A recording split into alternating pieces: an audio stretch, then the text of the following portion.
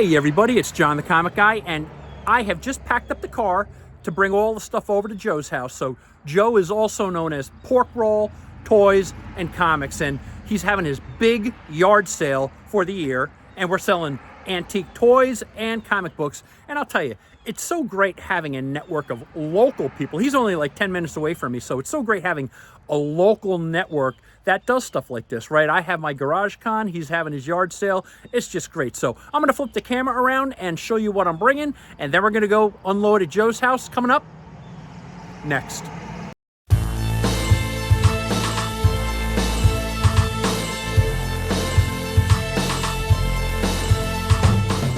So this is actually the car all filled up with comics and toys.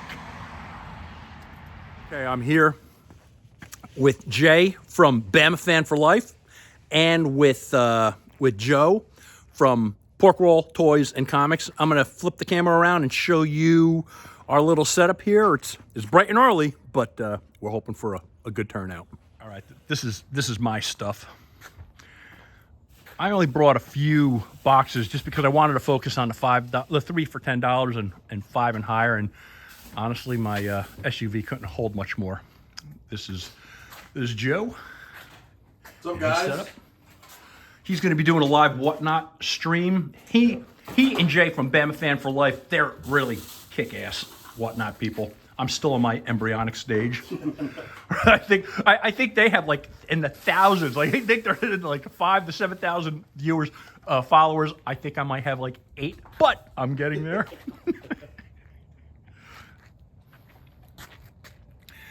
Yeah, hopefully we'll have some early birds throwing out cash.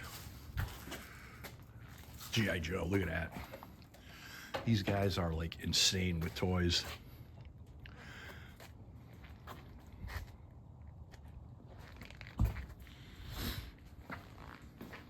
Yeah, so you got vintage Star Wars, some Motu, some G1s. You got Optimus right here.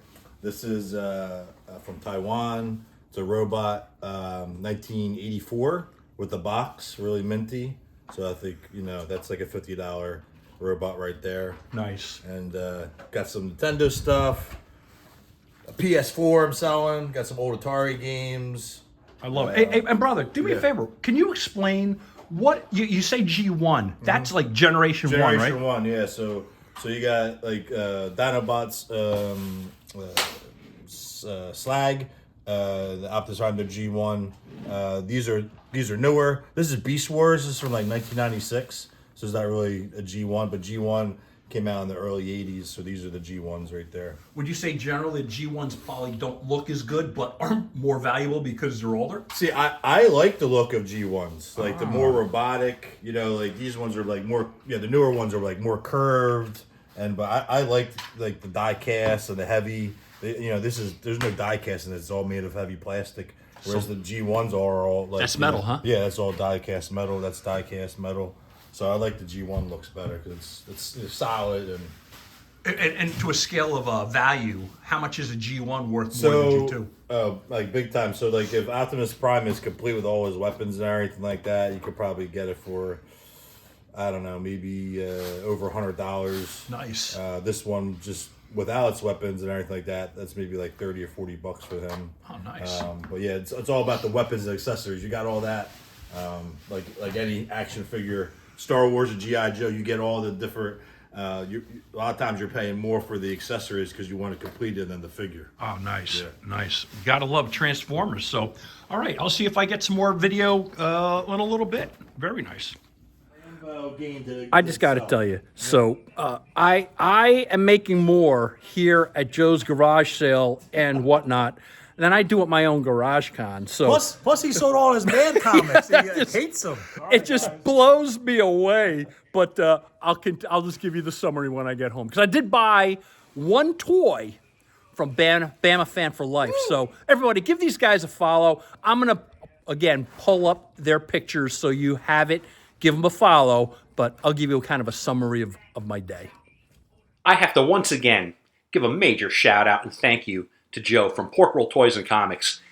It was such a great day. It was not only a fun day of selling products. He did a live stream on Whatnot that I sold some comics. I sold some comics in person. I met Jay.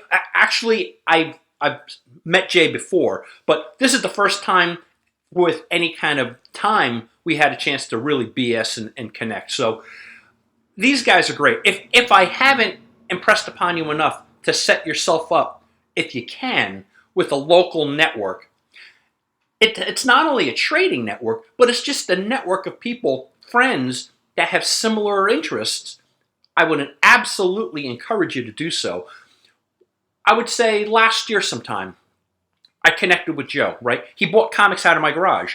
Then he and I started chatting. I find out he's a Whatnot seller. I met his wife, Tara. We all got along. And subsequently, now sometimes we hang together. We sell together in my garage con. He invited me to his yard sale. It's just a great network. And then, of course, subsequently now, I connected with Jay, which is a high school buddy of Joe's who lives only a mile away from him. He sells toys. He has some comics, but mostly he's a toy guy. G.I. Joe, Transformers, wrestling figures. It was just such a great day of connecting with people with similar interests, right? They're not so much into the comics, but Joe is getting there. Anyway, I just wanted to make sure I expressed my appreciation to these guys because they were a lot of fun to BS with, and I wanted to share a couple of things that I ended up picking up. I got these both from Jay. So Jay had so many different figures, right? From G.I. Joe, had G.I. Joe vehicles, a lot of these still in box from, I guess, the 70s, 80s and 70s, and that jacks up the value. But I saw these figures, which were not particularly valuable, but I really liked them. So this all came, and I want to give another shout out to Chapo. So Chapo reached out to me after I posted one of these on Instagram and TikTok. So I thought when I was doing research on what figure this was, it looked like it was it was considered a 6-inch figure. And he corrected me. In fact, this is from the Marvel Universe figure line. It came out in 2009 between Marvel and Hasbro. And I saw the details of this guy, right? I think we all know I'm not really a major Electro fan, but look at the detail. But he corrected me. He goes, John, this is actually not a part of the 6-inch figure line. This is a 3 3/4 figure. So I guess it kind of falls under that category. It measures about 4 to 4.5 inches. But, I am not necessarily an action figure guy, so I don't know that much detail about it. I just know the detail on this guy is really beautiful. So again, this is an Electro. It's on the foot. It's C-051G. It's from the Marvel Universe figure line. I like it. $2. Jay sold this to me for $2. He had these figures. He had a lot of them. I wasn't into, the X-Men figures. I just wanted that figure and this figure. Look at that. I have got to say, I've seen bigger action figures with less detail. This little guy here, again, this is Spider-Man from the Marvel Universe figure line. It's C-229A. And I just am amazed at the detail of this guy. So for $2 each, I just so I can show this off and display it behind me, I'm going to pick them up. I really like it. So Jay, and Jay is, if you haven't followed these guys, Jay on Whatnot is Bama fan for life. Bama fan for life. Great guy. So now, right, my network initially brought in, I connected with Joe. Now Joe is introducing me to friends. This network is getting bigger. And I just may ask Joe if we have the next Garage Con, I'm going to invite him. Again, that all being said, just remember, Garage Con, the Black Friday edition 2025, I'm still planning to have it. I am still planning to have it. However, My daughter is due on the 27th. Thanksgiving Day she's due. So I'm not outright canceling it, right? Again, we all, us comic fans, toy fans, it's a great day for us to get together. If I do have it, I'm bringing boxes of my 3 for $10 bins, a bunch of my long boxes, and I'm going to sell books for $1 a piece.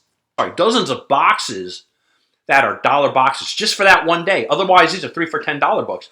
But I'm going to bring them up. I want to do it. I want to do it, and I want to say hi to all you guys. It's just, if my daughter has the baby a little early, or you just don't know. So I'm sort of on my daughter's stork alert. So just be aware of it. But other than that, if things go as planned, I will still have my Black Friday sale. But let's just be flexible this year, just for 2025, shall we?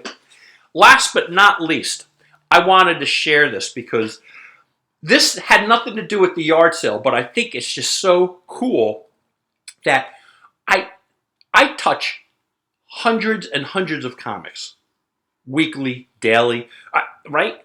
I'm pressing books, I'm looking through them, I'm fascinated by the art, and because I go through so many comics, I have the luxury of finding some gems every so often.